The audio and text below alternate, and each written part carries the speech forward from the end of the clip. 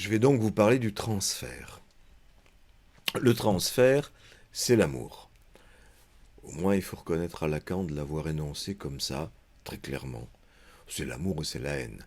C'est les sentiments qui circulent entre l'analysant et l'analyste. Bon, dans la tradition freudienne, on ne s'occupe que des sentiments supposément éprouvés par l'analysant envers l'analyste. Et Lacan continue dans cette voie, en enfonçant le clou, je dirais, puisqu'il dit il n'y a pas de contre-transfert. Il analyse, ou plutôt il fait analyser longuement les textes de l'école anglo-saxonne par ses élèves. Ça se trouve dans Le désir et son interprétation, mais aussi dans L'angoisse, comme séminaire. Et il est très difficile d'ailleurs de voir comment il se situe, parce qu'il écoute calmement les comptes rendus de ses élèves, et il ne dit pas clairement qu'est-ce qu'il éprouve, quel est son sentiment à l'égard de cette question des sentiments que l'analysant pourrait éprouver. Parce que l'école anglaise, bien entendu, est allée à fond dans cette histoire d'analyser le contre-transfert, c'est-à-dire d'analyser aussi les sentiments qui vont de l'analyste vers l'analysant. Dans d'autres formules, Lacan ne peut qu'être de ce côté-là, puisqu'il dit aussi l'amour est toujours réciproque. Il n'a pas tort. L'amour est réciproque, parce que si j'aime quelqu'un et que cette personne ne m'aime pas, mon amour va peut-être durer un petit moment, et puis après il va s'étioler, et puis si je suis un tant soit peu avec les pieds sur terre, je vais laisser tomber, et je vais chercher quelqu'un d'autre. Sinon, si je passe ma vie à aimer quelqu'un qui ne m'aime pas, je cours à la catastrophe quand même du point de vue sentimental. Donc, pour qu'il y ait amour, il faut bien que ça soit réciproque. Et effectivement, l'amour est soutenu par le désir. La haine aussi, il s'agit bien de tous les sentiments. Mais en ce qui concerne le désir dans l'amour, qu'est-ce que je désire dans l'amour? Je désire être aimé de l'autre. Ou je désire être désiré par l'autre. Ça, c'est selon la version masculine ou féminine. Côté féminin, on désire plutôt être aimé par l'autre. Côté masculin, on désire être désiré par l'autre. Donc il y a un nœud qui s'institue entre les deux. Le désir de l'un, c'est le désir de l'autre. Ça, c'est une formule de Lacan qui marche très bien, je trouve. C'est-à-dire, si le désir de l'un, c'est le désir de l'autre, ça veut dire que ce que je désire, c'est que l'autre me désire. C'est bien ça. Sinon, ça ne marche pas. Ou si je désire, ce que je désire, c'est que l'autre m'aime. Et effectivement, si ça ne marche pas comme ça, la relation ne se fait pas. Or, tout se passe comme si, dans l'analyse du transfert, Lacan oubliait toutes ces formules qui sont bienvenues, mais qui apparemment n'auraient pas cours dans le transfert, alors qu'il dit pourtant, le transfert c'est l'amour. Bon, il suffit de le constater, et puis après, nous, on fait comme on veut. Moi, je me suis posé la question pendant des années, des dizaines d'années, que faut-il faire de ce contre-transfert? Parce que de toute façon, j'étais persuadé qu'il y en avait un. Évidemment, j'ai des sentiments. Je ne peux pas nier que je n'en ai pas.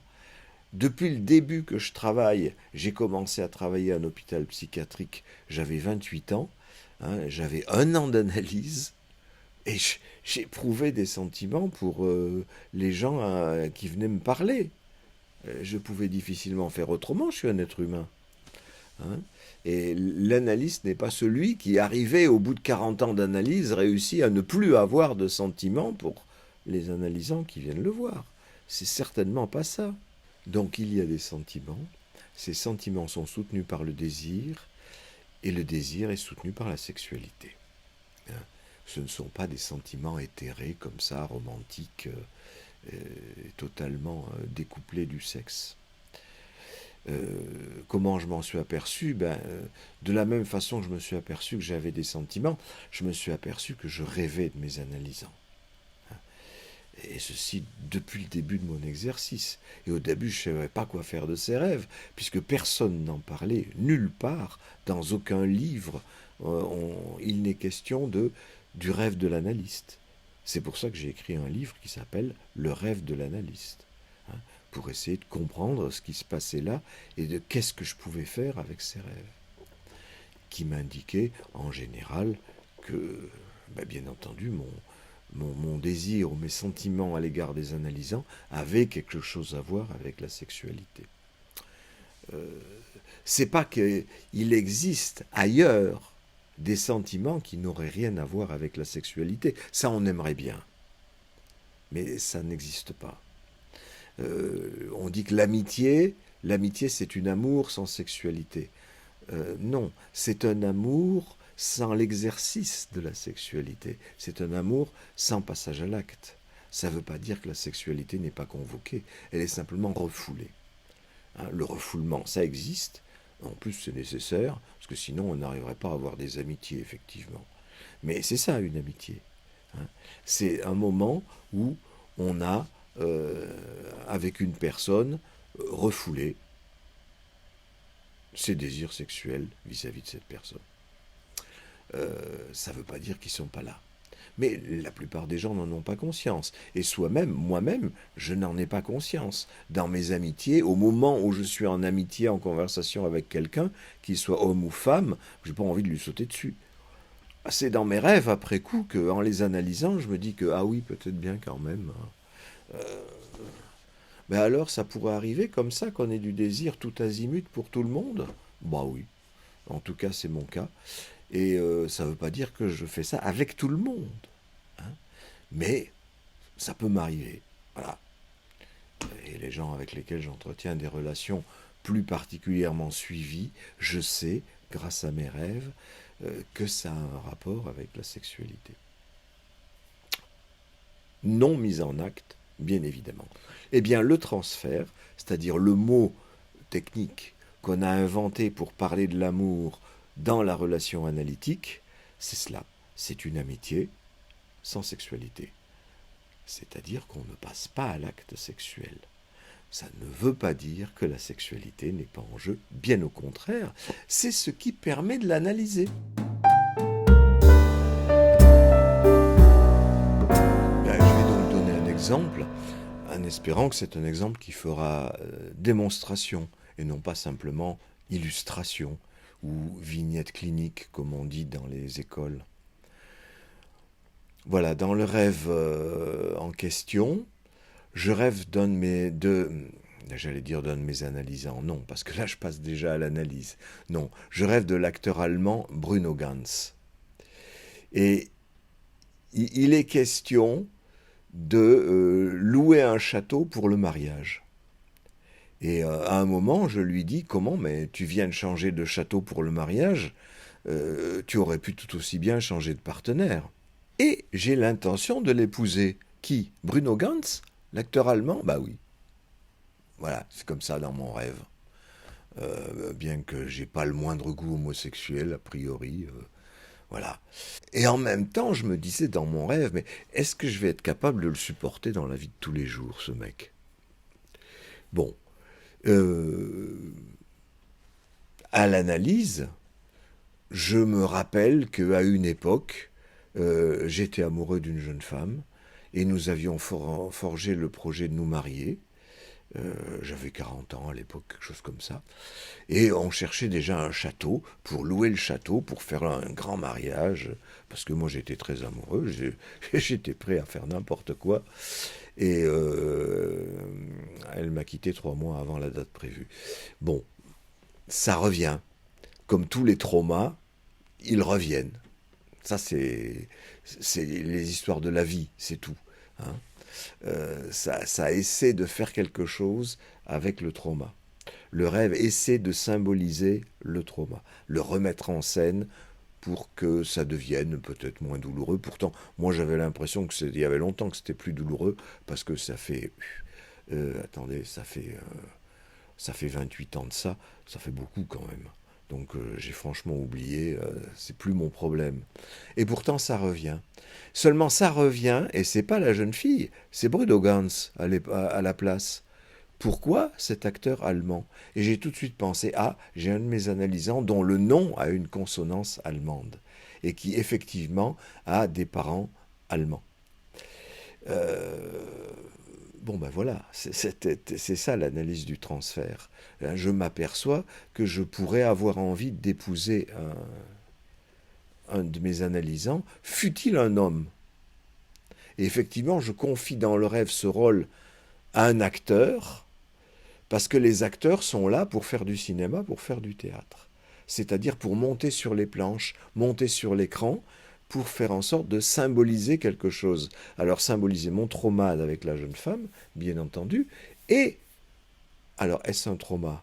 Non, c'est juste un sentiment inconscient que j'ai à l'égard de cet analysant. Qu'est-ce que ça change de le savoir? J'en sais rien, mais je pense que c'est important. Je discuterai de la chose un peu plus loin après avoir donné d'autres exemples. Bon, bien entendu, inutile de dire que dans la réalité, je n'ai nul sentiment de ce genre à l'égard de cet analysant. Je n'ai pas envie de l'épouser, certainement pas. Juste, je le considère comme un ami. Ça oui, parce que je l'aime bien, je suis content quand il vient, je suis content d'entendre ses histoires. Ça fait des années qu'il vient, on se connaît bien. Bon, je le connais bien surtout. Bon, voilà.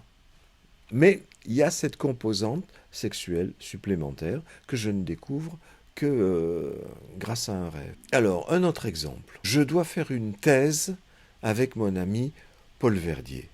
Là, c'est son vrai nom, je n'hésite pas à le dire, parce qu'il est mort quand il avait 18 ans. Et moi aussi, j'avais 18 ans à l'époque. Donc ça date de tellement loin que pourquoi je ne dirais pas son vrai nom? Ça ne peut plus déranger personne. Donc je dois faire une thèse avec lui. Et c'est une thèse sur une station de ski. On peut faire des thèses sur des stations de ski? Bah oui, dans les rêves, oui. Voilà. Et je me demande d'ailleurs dans le rêve, mais quel est le sujet au fond? Et je me dis toujours dans le rêve, ah oui, le sujet, c'est le sujet. Bah oui, je suis psychanalyste, le sujet, c'est le sujet. Si je fais une thèse, c'est à propos du sujet. Et je me dis, bon, j'ai envie de le confier, ce sujet, à Paul Verdier, puisqu'on fait la thèse ensemble. Mais je me dis, non, je ne peux pas le lui confier, parce que si ce n'est pas lui qui l'élabore, ça ne pourra pas marcher. Je sais que lui, il s'est occupé, à propos de cette station de ski, de la question des investissements espagnols. Parce que les Espagnols ont investi dans les équipements de cette station de ski. Bon, il neige beaucoup, il y a beaucoup de neige par terre, c'est des très gros flocons qui tombent. Je me balade dans cette station avec ma combinaison de ski rouge. Bon, et je finis par dire à Paul Verdier que je ne vois absolument pas dans le rêve. Je lui dis, voilà, la question des investissements financiers, donc, ça c'est ta partie. Garde ta partie, moi je garde la mienne. Et à ce moment-là, tout change, et je vois mon ex-copine, Evelyne, qui fait un saut périlleux arrière, puis un enchaînement de gym sur une musique de rock. C'est extrêmement sympathique et joli à voir. Voilà. Que veut dire ce rêve? Eh bien, encore une fois, je crois qu'il est question d'une analysante, et cette fois d'une analysante d'origine espagnole. C'est la seule que j'ai eue, donc j'ai pas beaucoup de mal, comme l'autre analysant, c'est le seul que j'ai avec des origines allemandes. Celle-ci, avec des origines espagnoles, ça fait longtemps qu'elle a fini son analyse, que je ne la vois plus, donc je ne vois pas pourquoi elle revient comme ça. Elle revient peut-être parce qu'elle était très jolie, et qu'elle me plaisait beaucoup. Mais évidemment, j'en ai jamais moufté mot. Et puis voilà, ça s'est passé comme ça. Mais j'en ai peut-être quand même une certaine nostalgie, d'autant que dans mon rêve arrive mon ex, Evelyne, qui ressemblait plus ou moins à cette analysante d'origine espagnole. Et si Evelyne, dans mon rêve, fait un saut périlleux arrière, un saut, ça veut dire que je la saute. Et périlleux, ben oui, c'est périlleux. En effet, cette Evelyne m'en avait fait chier comme un russe. Ça avait été extrêmement difficile, cette relation, bien que j'étais amoureux comme pas possible. Là, ça date de l'époque où j'avais 30 ans. Hein. Ça remonte à loin, là aussi. Donc, il y a toujours des vieilles choses qui reviennent dans les rêves, comme ça. Et là, que ça soit Evelyne qui saute, donc que j'ai envie de la sauter, par inversion, renvoie à mon analysante que là aussi, j'ai envie de sauter, oui, bien sûr. Et j'ai été obligé de refouler ce sentiment, et comme tous les sentiments refoulés, un jour ça ressort. Ou plusieurs jours, plutôt plusieurs nuits dans les rêves. Voilà. C'est une façon de symboliser les choses. Alors que vient faire Paul Verdier dans ce livre, non dans ce rêve Je pense que le fait qu'il soit mort n'est pas un hasard, et ça doit me renvoyer au deuil nécessaire à la fois de cette Evelyne et de cette analysante. Voilà, je me sers d'un ami mort que dans mon rêve je fais revivre. Je lui dis que je fais une thèse avec lui. En fait, bon, c'est mon alter ego. C'est mon alter ego dans l'idée que c'est celui qui fait le deuil de ces deux femmes. Bon, voilà. À quoi ça me sert de savoir ça? J'en sais fichtre rien. Et à la limite, ça me sert plutôt, je déborde un peu sur la suite, mais c'est pas grave, ça me sert plutôt à savoir comment analyser les rêves, tout simplement. Et donc, après coup, d'aider un analysant à analyser les siens. Et ça m'est peut-être plus facile d'aider un analysant à analyser les siens quand je sais en quels termes inconscients je suis à son égard. Ça peut peut-être m'aider à ne pas faire de boulettes. Ou à en faire au contraire, parce qu'après tout, c'est dans les actes manqués que parfois l'inconscient se livre et dit la vérité du coup. Et la vérité, c'est toujours intéressant à connaître. Ah, j'oubliais une chose, pourquoi une station de ski? Bien parce que pendant des années, je suis allé en vacances de ski avec ma fille. Depuis qu'elle avait 4-5 ans, je l'ai amenée au ski, c'est moi qui lui ai appris à faire du ski. Et après, même quand elle était mariée, qu'elle avait des gosses, on était tous les ans au ski ensemble. Donc c'est aussi de ma fille dont il est question, avec cette même chose refoulée, à savoir la question sexuelle, qui ne saurait passer à l'acte, ni avec ma fille, ni avec une analysante, et dont il ne peut plus être question avec cet ex qui s'appelait Evelyne. C'est pas un hasard si j'ai choisi ces deux rêves, parce que tous les deux parlent de l'étranger. L'Allemagne pour l'un, l'Espagne pour l'autre. Je me suis dit, est-ce que c'est pas tout simplement une mise en scène de l'étrangeté de l'inconscient? C'est-à-dire ce qui est en moi reste étranger. Et je me sers pour ça des gens qui ont un rapport quelconque avec l'étranger et que j'ai côtoyé, et ça me sert à dire ça. Alors ça me sert à dire ça, oui, en plus de tout ce que j'ai dit. Comme toujours, quand on trouve une interprétation à un rêve, même si on en trouve une autre après, elles sont toutes bonnes. Il n'y en a pas une qui est meilleure que les autres. Et c'est comme un millefeuille, un rêve comme ça, il y a plusieurs possibilités d'interprétation, et on peut prendre le temps d'y revenir, des fois le lendemain, des fois une semaine après, des fois 6 mois après.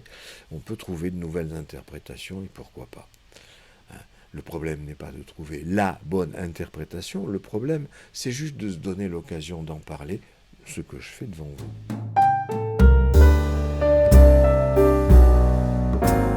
Bon, voici à présent un rêve qui envisage les choses sous un tout autre angle. Je marche dans une rue avec 2 autres personnes qui sont mes amis, mais je ne sais absolument pas lesquelles, je ne les vois pas.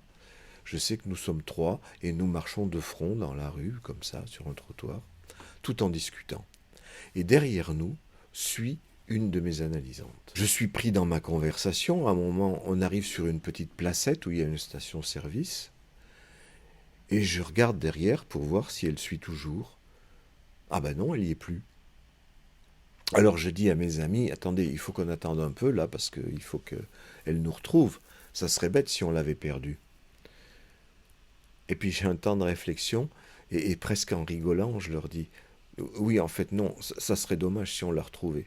Vous voyez que ça peut être pas très gentil, mes rêves. Ça dit toute l'ambiguïté du sentiment qu'il peut y avoir vis-à-vis d'une analysante. Et c'est certainement pareil vis-à-vis de n'importe qui. Hein. Le sentiment est toujours ambigu.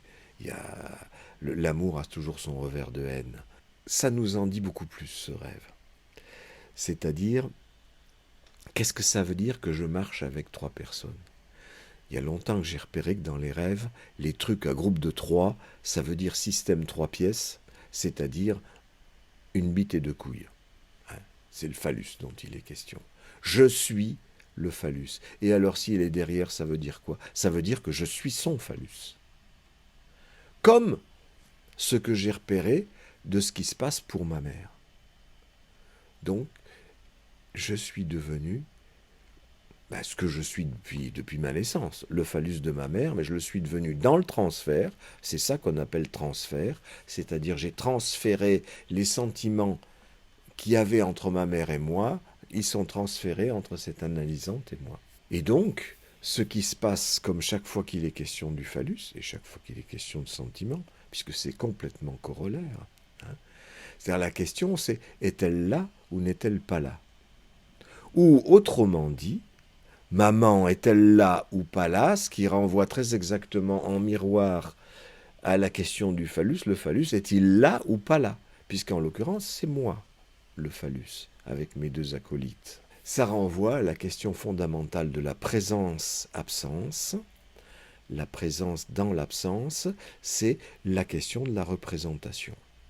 La question de la représentation, elle est fondamentalement posée sur la question sexuelle.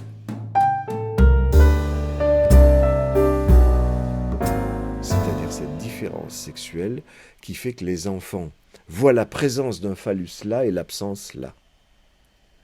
Et que s'ils le voient comme ça, c'est parce que lorsqu'ils voient l'absence, ils imaginent la présence possible, qu'ils soient garçons ou filles. Et à l'inverse, lorsqu'ils voient la présence d'un phallus sur un garçon, tous, filles et garçons, se disent « s'il l'a, c'est qu'il peut aussi ne pas l'avoir ». C'est-à-dire que cette présence peut aussi être une absence, qui s'appelle la castration. J'en ai assez parlé. Et la présence-absence, ça veut dire qu'on présente un phallus là où il n'y en a pas, ou une absence de phallus là où il y est. C'est ça, la représentation.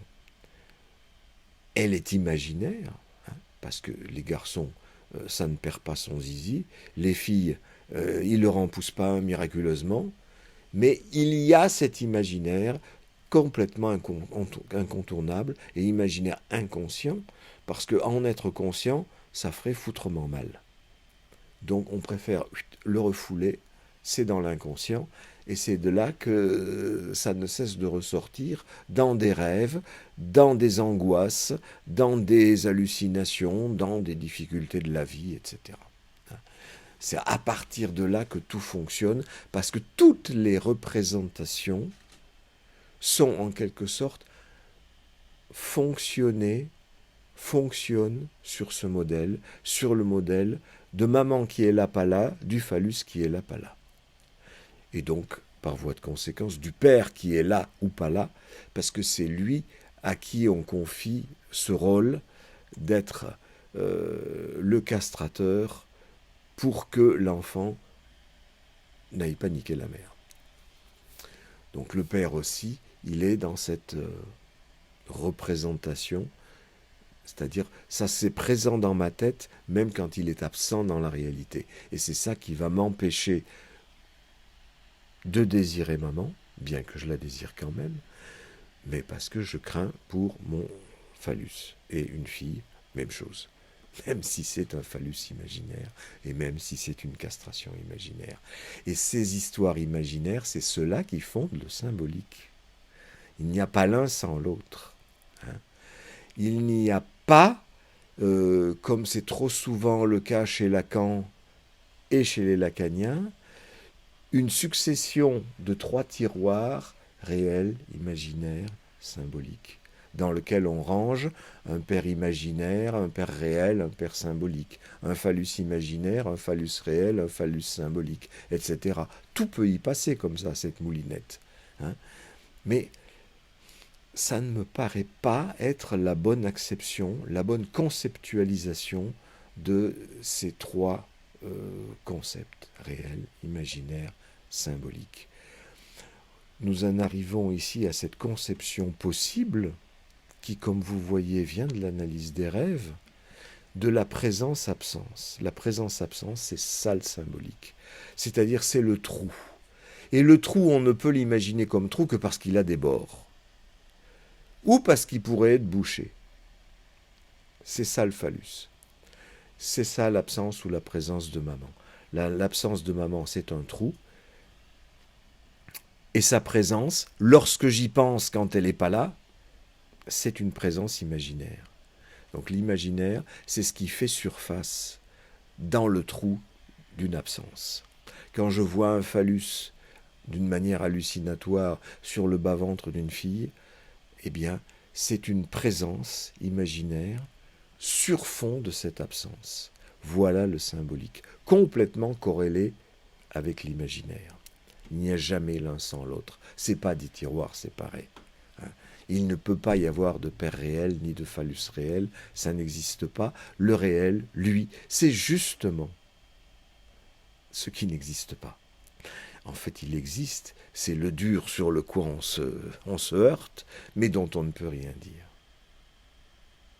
Contrairement au manque sur le ventre d'une femme, dont on peut dire quelque chose, il manque quelque chose parce que c'est le phallus qui manque. Ou du manque de maman, on peut en dire quelque chose parce que c'est maman qui manque.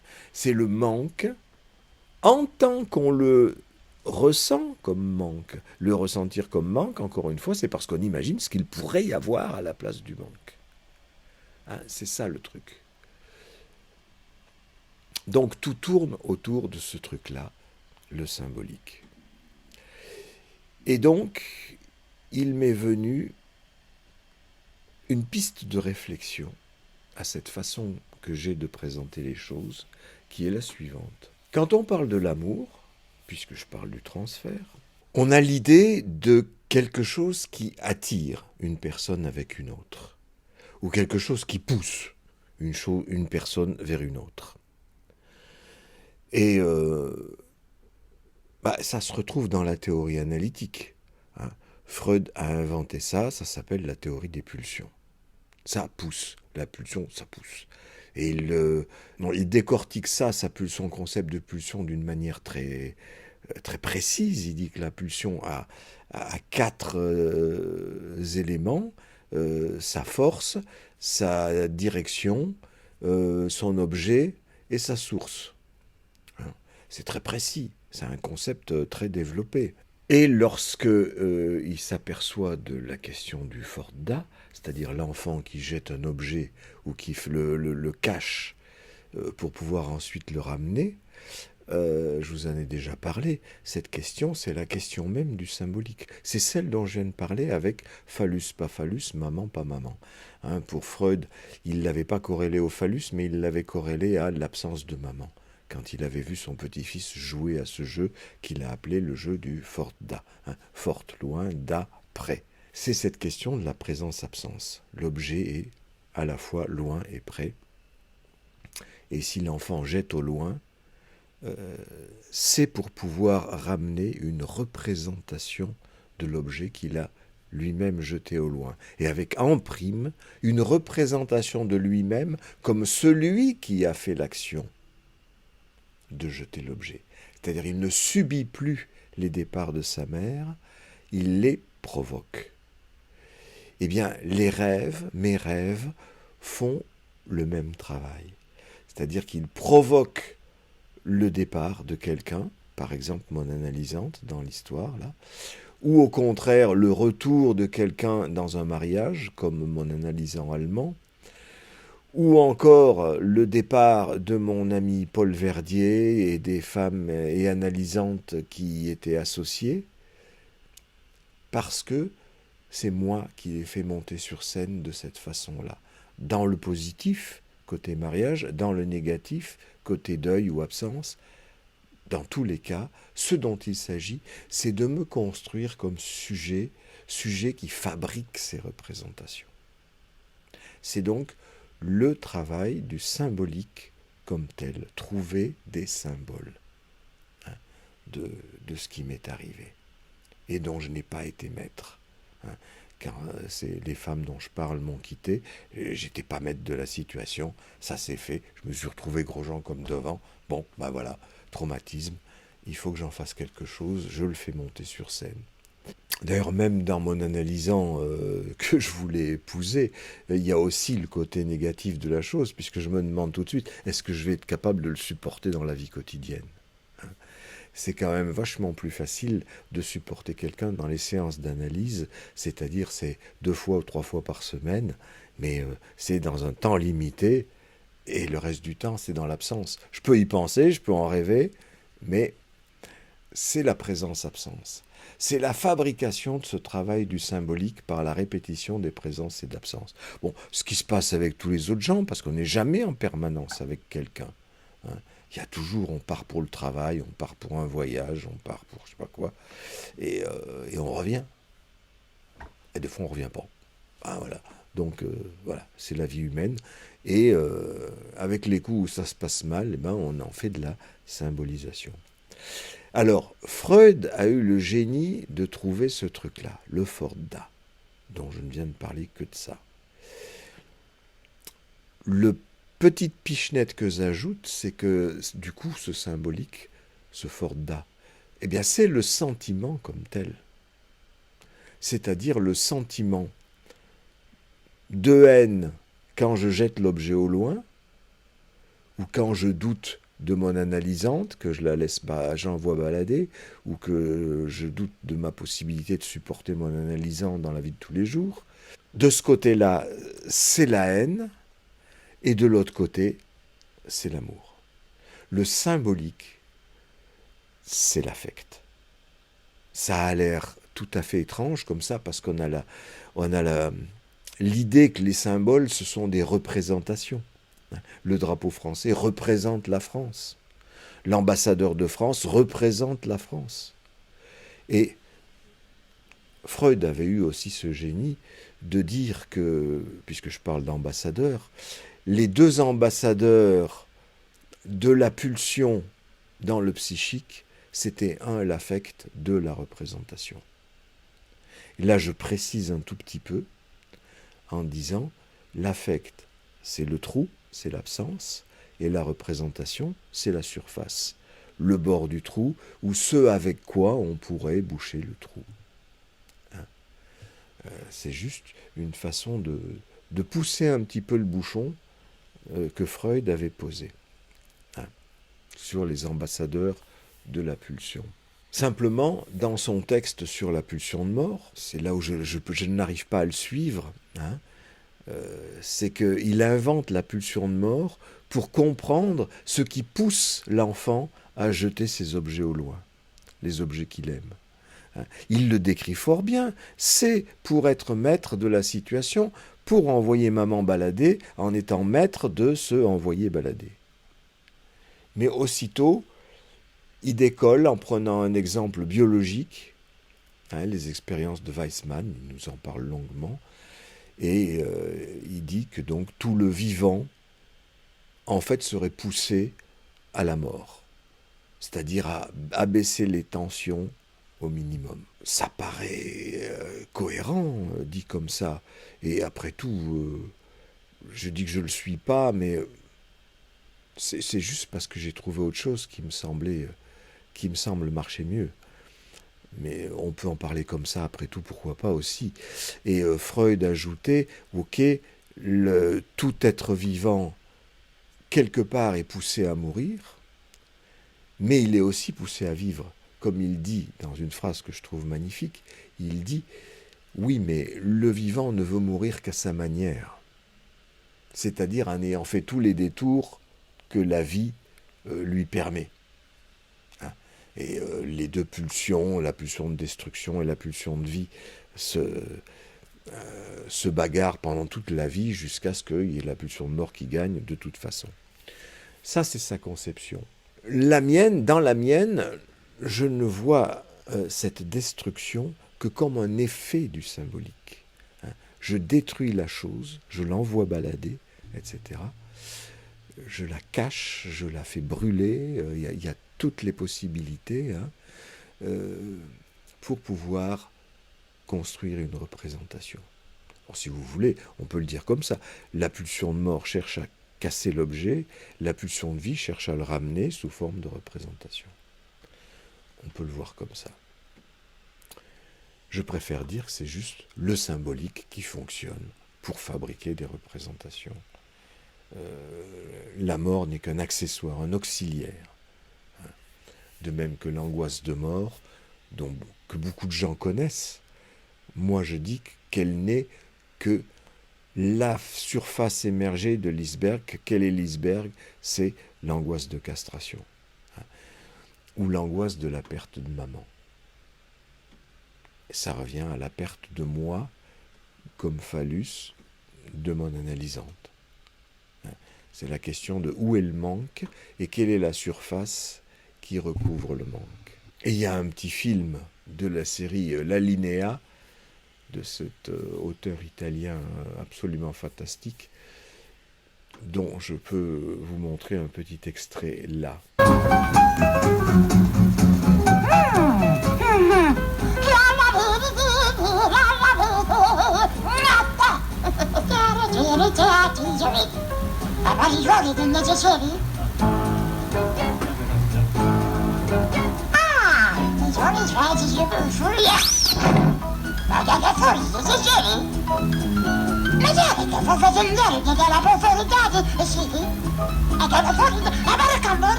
Vous y voyez que le personnage y trouve un trou. Il est très embêté. Que faire de ce trou? Il ne peut pas continuer son périple. Et le dessinateur lui donne le phallus nécessaire à combattre le trou. Non, en fait, le dessinateur lui donne un bouche-trou, mais ce bouche-trou, c'est un dragon. Un dragon qui crache le feu, qui peut être très doux dans un premier temps et ensuite cracher le feu, comme une femme. C'est tout à fait ça. C'est l'idée du phallus féminin, ça bouche le trou. Et on peut voir une femme, effectivement, soit comme un magnifique cadeau de tendresse, soit comme un dragon qui crache du feu. Et je pense que nos amies femmes voient les bons hommes de la même façon. Ce qui bouche le trou, c'est ce qu'on veut sur le plan imaginaire. Et puis il y a aussi ce merveilleux petit court-métrage de science-fiction que je ne résiste pas au plaisir de vous laisser voir en entier. Le trou noir.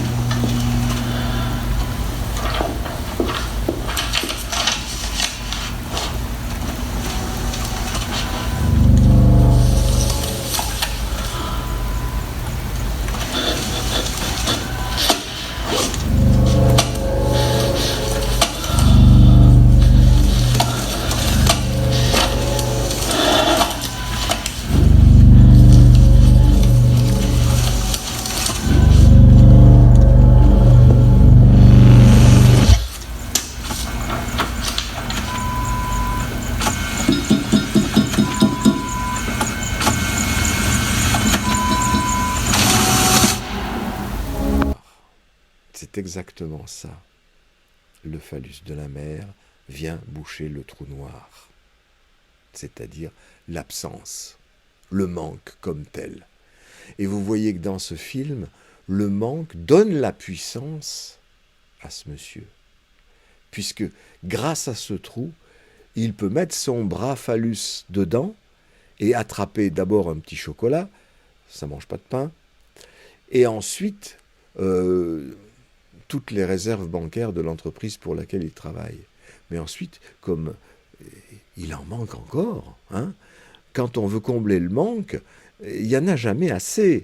Donc il va bien chercher dans le fond, là-bas, les derniers billets qui restent, et pour être sûr d'aller les chercher, il rentre totalement à l'intérieur. Le voilà, phallus de la mère, il rentre totalement dans le ventre. J'ai rêvé de ça tellement de fois que je ne peux pas m'empêcher d'interpréter ce film comme ça. C'est encore un élément qui va dans le sens de l'universalité de ce fantasme, puisque je le retrouve partout dans des films, dans des romans, dans des histoires. Pour moi, les bons films sont ceux qui parviennent à décrire le fantasme fondamental, celui de l'Oedipe archaïque, de rentrer au fond du ventre de la mère. Et là, le truc, c'est qu'il en est prisonnier. Et il y a des gens comme ça qui en sont prisonniers et qui ne peuvent pas en sortir. Hein. Moi, je dis que ça s'appelle des autistes. On s'en fout. C'est pas le problème. Mais on est tous plus ou moins encore dans ce ventre, puisque dans les rêves, on ne cesse pas d'essayer d'y revenir. Heureusement, au réveil, on en ressort. Mais la nuit, le simple fait de s'endormir, c'est un retour à cet état fœtal qui nous permet de vivre. Hein. C'est pas parce qu'on est enfermé dans le lit qu'on ne va pas en sortir le matin. Mais ce qu'il y a d'intéressant dans ce film, c'est qu'il met en relief la question du trou noir. Hein. C'est ça, je vous disais que le symbolique, c'est ça. C'est ça qui lui donne ce sentiment. Je dirais même que c'est identique à son sentiment de jubilation dans un premier temps. Il va avoir la puissance grâce au trou noir.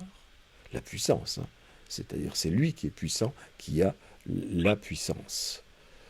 Et grâce au trou noir, c'est-à-dire que comme tous les hommes, il a besoin du sexe féminin pour se prouver qu'il a la puissance, c'est-à-dire qu'il a le phallus. Et à la fin, c'est lui-même le phallus. Et du coup, il perd toute puissance lorsqu'il est le phallus. Mais ce trou noir, c'est donc le symbolique comme tel, c'est-à-dire le sentiment, c'est-à-dire l'amour, avec son inverse de haine de l'autre côté du trou.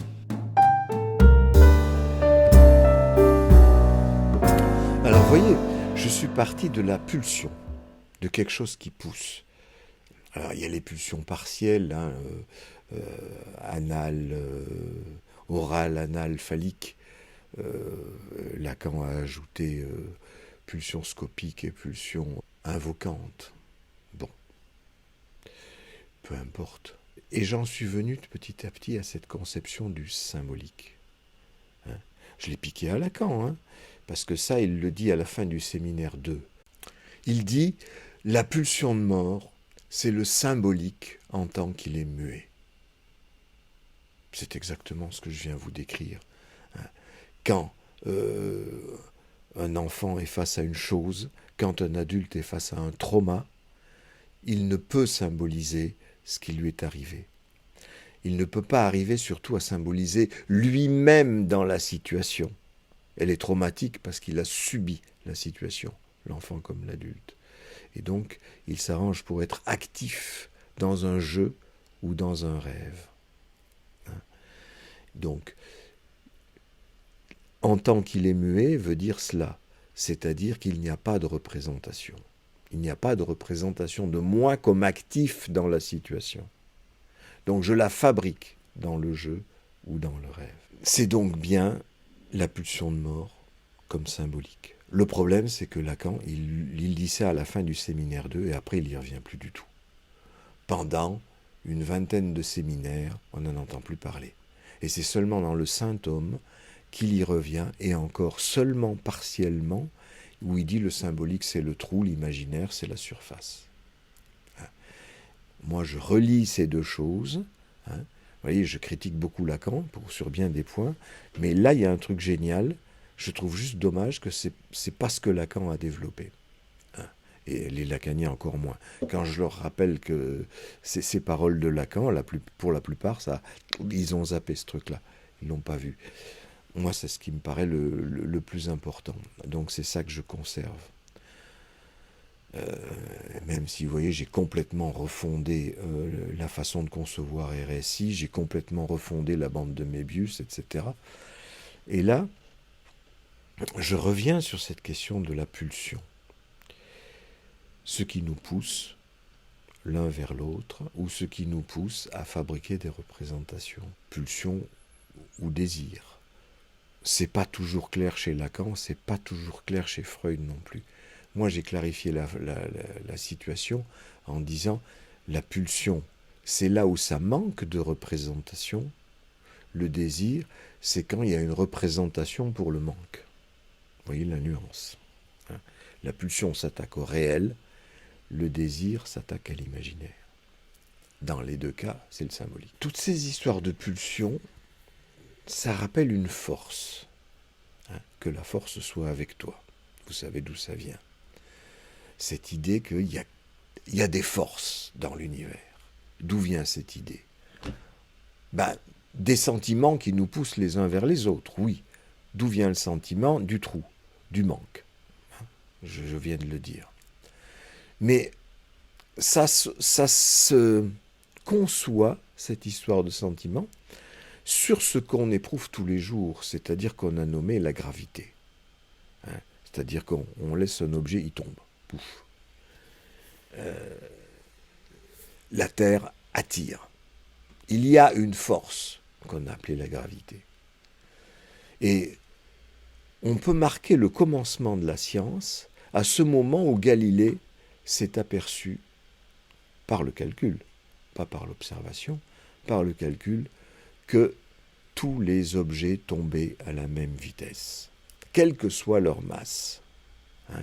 Ce qui fait qu'une plume tombe moins vite qu'une enclume, c'est parce qu'il y a la résistance de l'air. Si on fait tomber une plume et une enclume dans un récipient où on a enlevé l'air, le vide, eh bien, on voit, on l'a vu, c'est l'expérience qui a été faite, on voit la plume tomber à la même vitesse que l'enclume. La force est donc constante et indépendante de la masse des objets. C'est ça qui est formidable. Et ça a donné les équations de Galilée et ensuite les équations de Newton qui généralisent ça à la conception de l'univers. C'est-à-dire les objets tournent les uns autour des autres à cause d'une force, de la force de gravitation qui est compensée par la force centrifuge. La force centrifuge qui pousse les objets à s'écarter les uns des autres, mais la force de gravitation les pousse, on trouve la pulsion, hein, les pousse à s'approcher de l'autre objet. Le résultant des deux forces, c'est une force centrale qui les fait rester à leur place autour d'un astre. C'est une explication qui se tient. Mais Einstein s'est aperçu que ça ne convenait pas pour un certain nombre de faits physiques, notamment l'avance du périhélie de Mercure, qui avance de 4 secondes par siècle. Hein, beaucoup de gens ont dit c'est peanuts, 4 secondes d'arc par siècle. On n'en a rien à faire. Les équations de Newton sont justes. Pas pour Einstein qui disait non, là il y a un truc. Hein. Et il a eu l'idée de refonder complètement la physique. À partir ce qu'on appelle une expérience de pensée, qui est la suivante, il se voit tomber en même temps que les objets qui sont autour de lui, une plume, une enclume. Tout ça tombe même à la même vitesse, et lui aussi. Et si la chute est infinie, ou si elle dure un certain temps, qu'est-ce qui se passe? Les objets restent à la même distance, c'est comme s'il était en apesanteur. Or, c'est ce qui se passe pour un astronaute qui sort de la Station spatiale internationale. Hein, c'est pas du tout comme un type qui descend du train en marche, qui se casse la gueule. Non, l'astronaute, il continue à la même vitesse, c'est-à-dire qu'ils tombent à la même vitesse que la station spatiale. C'est ça le raisonnement d'Einstein. Ils tombent à la même vitesse tous les deux, mais ils tombent où, quoi, quand, comment? Et bien c'est là qu'est venue cette idée géniale à Einstein. Ils tombent ensemble dans une déformation de l'espace-temps, un trou dans l'espace-temps. On retrouve le trou de tout à l'heure.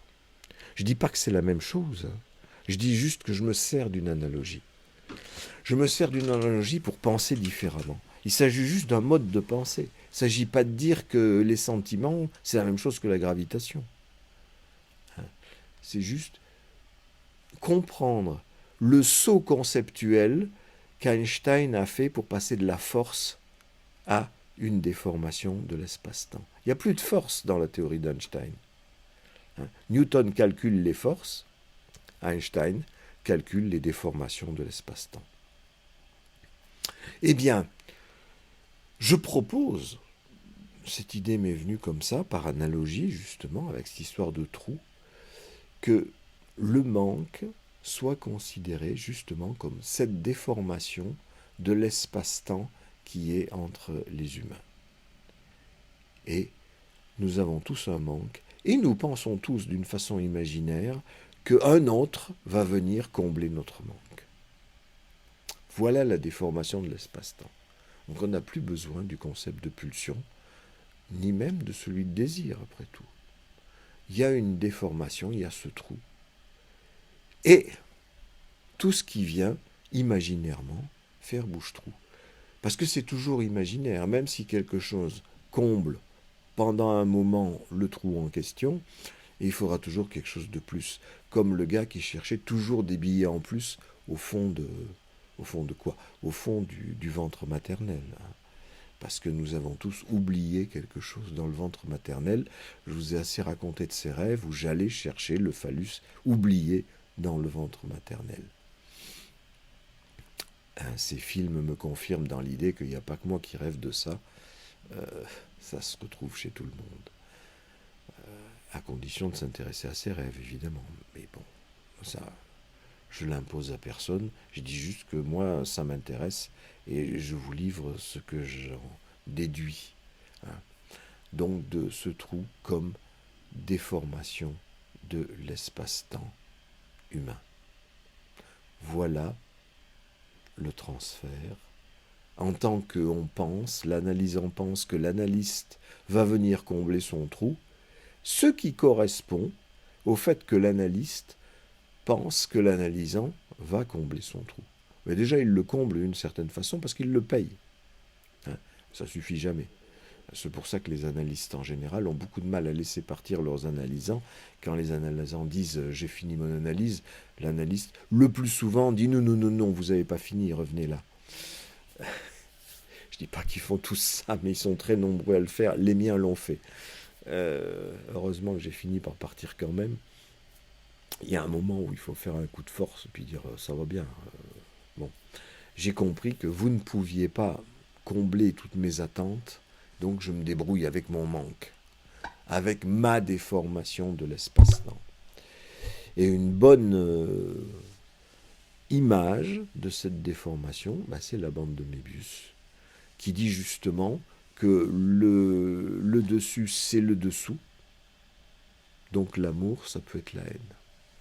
Qui dit aussi que le trou, ça a des bords, et que le bord, il est à la fois dessus-dessous, comme le phallus est à la fois présent, absent, comme maman est à la fois présente et absente.